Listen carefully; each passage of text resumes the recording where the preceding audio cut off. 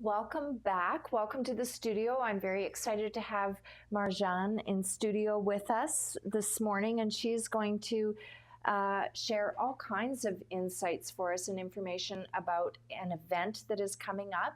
It will be this Saturday, May 31st at the Manteo, and it is called the M Factor. Welcome. Thank you. Thank you for having me, Nikki.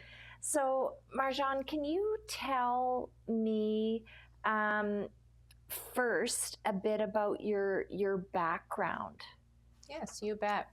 So I've been in the healthcare field for probably over 25 years. Okay. I started out as a nurse and did that for many years. And then I met a nurse practitioner who really intrigued me in pursuing more education and going back and getting a nurse practitioner degree.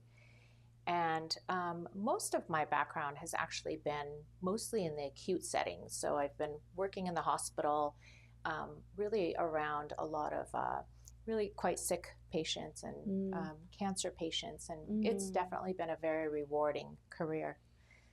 And then I decided to go back and get a doctoral degree in nursing because I wanted to further advance my education and my knowledge. And so I really focused on my path of quality improvement because I really appreciate when we can continue to improve care and make sure that the patients are really satisfied with what, education you're providing them and the outcomes. And so I focused in on quality care as well as patient wellness. So then when I finished that, I decided that I wanted to do something more with that. And that brought you to this unique focus, am I correct, around women's health specifically? Yeah, so actually it was sort of a combination of things.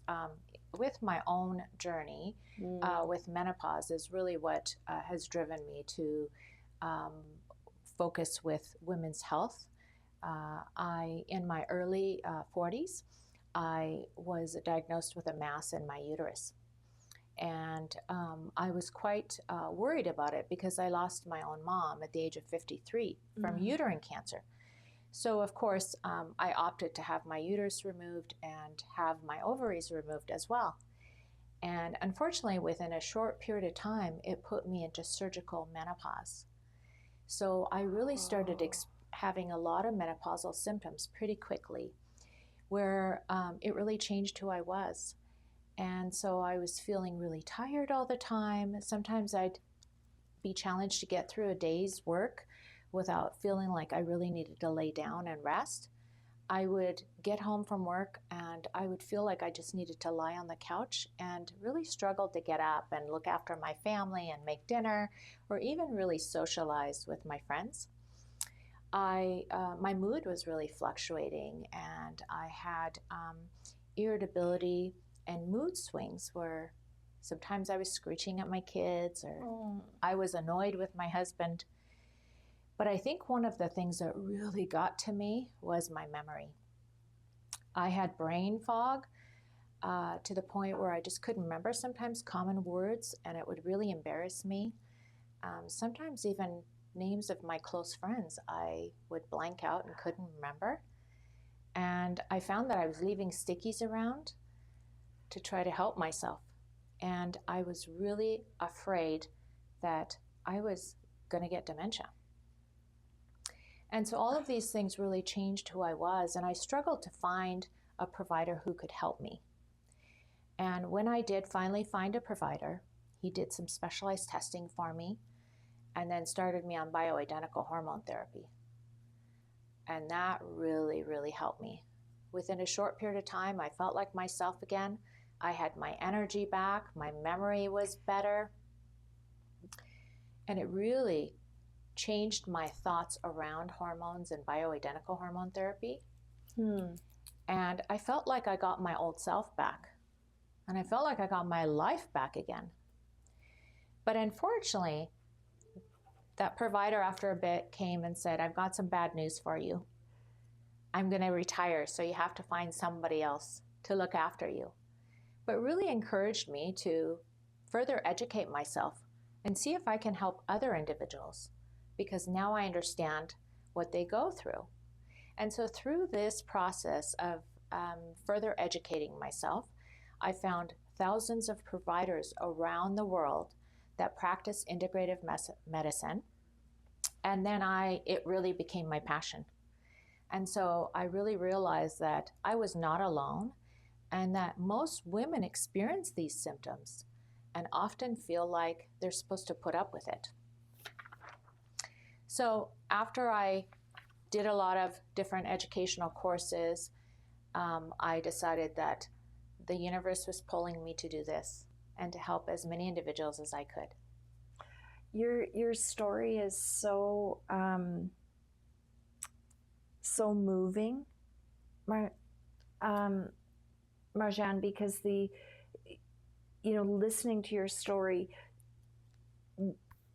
we that have gone through menopause will progress through it quasi-gradually. Mm-hmm. Your experience with your surgical or your induced menopause, surgical menopause, I feel like, and I'm not medically educated, I feel like that would be like going up to the 18th and jumping off the top of the building. Like, I can't even imagine how quickly that would have progressed, and how all of the symptoms may have come at once.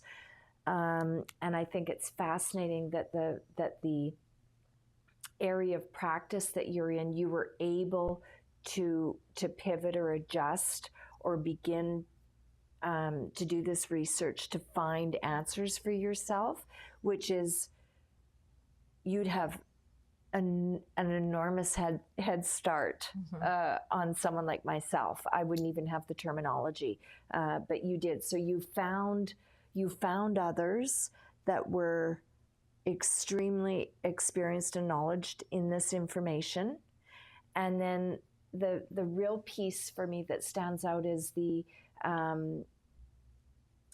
not feeling alone. And we do feel alone, and we do feel that it's just part of life, and that we just need to suck it up and carry on. So appreciate hearing from you that isn't necessarily the case. Absolutely. That is not the case. We don't have to put up with that, and we don't have to just suffer through it. And it's not really a normal part of aging. It doesn't have to be. And I think especially being a provider and being on that side of it, and realizing that other women are feeling like this, and feeling like they have to look after their family and continue to, work towards their careers, and yet feel like this day after day, really hit home for me. Mm-hmm. Mm-hmm. And so the takeaway message, if you take away nothing, is that if you're perimenopause or menopause, there is hope and help and community to help you through this. It can be a shared experience. Absolutely. Absolutely. So that leads me a natural segue into the M Factor that you are hosting, and it's an information session. Yes, it's really, the M Factor is a film that's produced in the United States, and it really includes a lot of experts in the field, physicians that are OBGYNs, neuroscientists. It also includes political analysts, and sort of how they have tried to bring more awareness to menopause. And so it's really a educational film, and the purpose of it is to really bring awareness to women, in that there is a solution and there is hope. So what does the event look like, Marjan? We're going to come to the Manteo, and it starts at 10 a.m. And you can register. We have it up on the screen here. You can register at radiancewellness.net/m-factor. It's a free event. It is a free event. And is it so what does the time frame look like? What does the itinerary look like? It's obviously a screening. It is a of the M screening. Factor? Yes, so it starts at 10 a.m. and then we introduce ourselves. I'm actually collaborating with Derek Rodriguez, who is a co-owner of Lakeside Pharmacy. And we will introduce ourselves and then have showing of the film of the M Factor. And then we will also provide a Q&A session to answer some specific questions that may come up. So yeah, I'm super excited about this event to help bring awareness. So this is targeted to women 40, 45, 60, 65? Yeah, absolutely. You know, really at any age, our hormones can impact us. But really at the age of our mid 30s, 40s is sort of when our hormones start to decline. And, you know, hormones aren't the only answer in feeling your best. There's a lot of other things that I also offer in my wellness programs that includes lifestyle modifications. And can you give me an example? Yeah, you bet. So we really hone in on, you know, sleep hygiene and stress management and eating the right foods. I don't really believe in a diet, but I do believe that if we eat the right foods that are high in nutrients and we get a proper amount of exercise, it can really also help us balance our hormones. I find that interesting. Alexa and I just ordered the Viome test. I'm not sure if you're familiar with it. It's a company out of the US. It tests your microbiome, your oral biome, and through saliva, blood, and stool samples. And then it brings to you the list of foods you should eat, your superfoods, and the foods you should avoid, and then lists out nutrients both through supplement and through food, and it's extremely overwhelming, and I don't know what to do with it. So I find it fascinating. We can try and figure out what we're supposed to eat, have, take, do, but then how do you even begin to select it? And is that part of the work that you do? Absolutely. Really, my mission is really to provide personalized care. And so each patient that sees me, we really look at the whole person. I provide holistic care. And then when we do put together a personalized care, I always meet that patient or client at where they're at in their life. So like I always explain that it's not a flip of the switch where everything all of a sudden needs to be in place and you follow that exact regimen, because it really can't be a restrictive regimen. It has to be a lifestyle.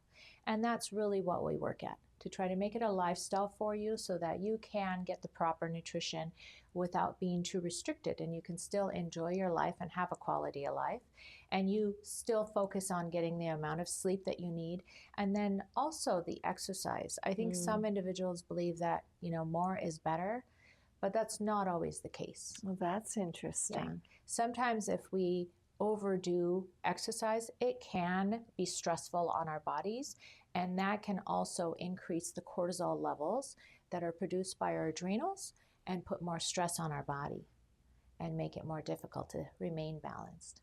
And I think that's why it's so critically important to have a partner or a team working with you, especially around that personalized plan or care, because we are ever so unique. Yes. And we process things very differently, including food. Absolutely. And experiences. So it's good to have a partner. Speaking of partner, you had mentioned you're partnering with Derek from Lakeside Medicine Center. So what is his role in participating with you in this particular event, and I'm guessing in other situations? Yes, absolutely. Well, Derek and I met actually through some clients that had gone to him. And I just found that so many of those clients would come back and really rave about the services there and how helpful they were and how kind they were and how much education they provided to them. And so we sort of met through that route. And then as we talked some more, we realized that actually much of our thinking was similar. We were both really into personalized care and providing a lot of education to patients, and our foremost important piece was safety for both of us. That was a really important piece for us. So we decided, I'd shared with him about M Factor and that this was, a mission of mine to bring awareness to women around menopause, perimenopause, postmenopause. And so we decided that we were going to collaborate and do this together. I love it. I love it. What are some of the most common myths or misconceptions that us women hold, or our families, when they hear about menopause? Like I'm even thinking of my family. It's like, oh, mom's having a hot flash. And it's teased, but it's not enjoyable. No, it's not. And you're right. There's still a lot of stigma around it. And I think even ourselves as women, sometimes we're not always comfortable to come forward and say, hey, I'm experiencing these things that are not fun and they're not happy to deal with, and I'm not sure what to do about it. So that really makes it challenging. But for sure, there's solutions, and we don't have to continue to endure this and carry on and hope that it's going to come to an end at some point. So the myth is, or the myth that we might be busting, is that it's not just part of aging and you don't need to just deal with it. Absolutely. Absolutely. Are there non-pharmaceutical approaches you've seen or you practice that have a big impact for women experiencing this change of life? Yeah, absolutely. And again, hormone therapy. So when we talk about bioidentical hormone therapy, it's really important, especially with cancer risk and in the context of breast cancer, it's really important to differentiate between bioidentical hormone therapy and synthetic hormone therapy. And so really a lot of the fear that has come around and the myths around treatment with hormone therapy really stemmed from the World's Health Initiative that was published in 2002. Okay. And so that study was really performed on synthetic estrogen and synthetic progestins. And so they reported the increased risks, and it was widely publicized, but much of the nuances of the study was lost when it was translated to the public, as well as to providers. So I think a lot of the myths and fear stemmed around that. But a lot of different research, more recent research, in fact, does not show, especially like in European studies, it does not show that there's been an increased risk of breast cancer. And in even some of them, it shows a decreased risk. That being said, hormone therapy, bioidentical hormone therapy, is not a one-size-fits-all approach. It's really important to look at each individual, look at their past medical history, their current medical history, their family history, review the testing, do a physical exam. It's really important to be seen by a provider that can continue to assess you and monitor you to ensure that it's meeting your health goals as well as it remains safe. And I can honestly tell you, I am a woman and I've gone through menopause and I've never heard the term bioidentical hormone therapy. Like, I only knew of hormone therapies, but I don't even know what that is. Yeah, so bioidentical hormone therapy, really what it is, it's structurally identical to the hormones that our own body produces.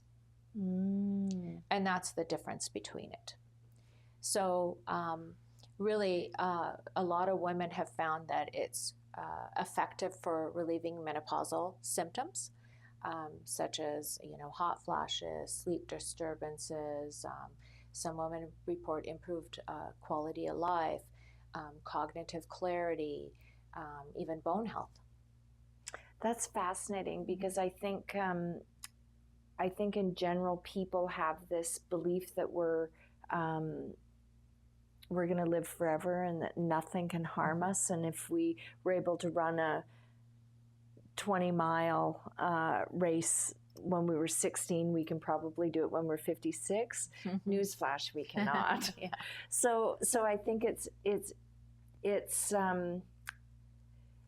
fascinating to me that this medical condition, menopause, in my personally 57 years, it has been the significant biggest game changer that has negatively impacted the quality of my life. And in so many ways, you mentioned bone health, mood, brain fog,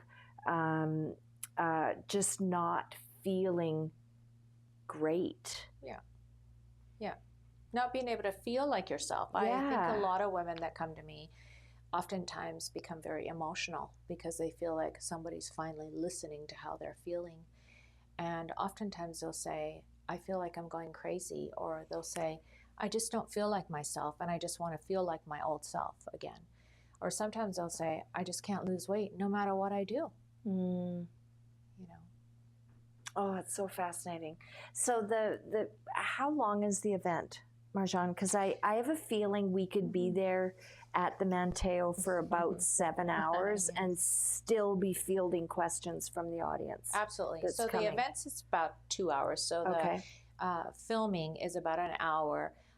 We spend some time introducing ourselves, and then we open it up for some questions. But yes, it's about from 10 to 12. Okay. And is there a benefit, and I believe there is, in having women going through this, coming together in person and conversing and sharing the knowledge that's going to be had while going through this screening and the Q&A? Absolutely. I think that really in anything, the first step in anything that you're going to do is to be aware of it.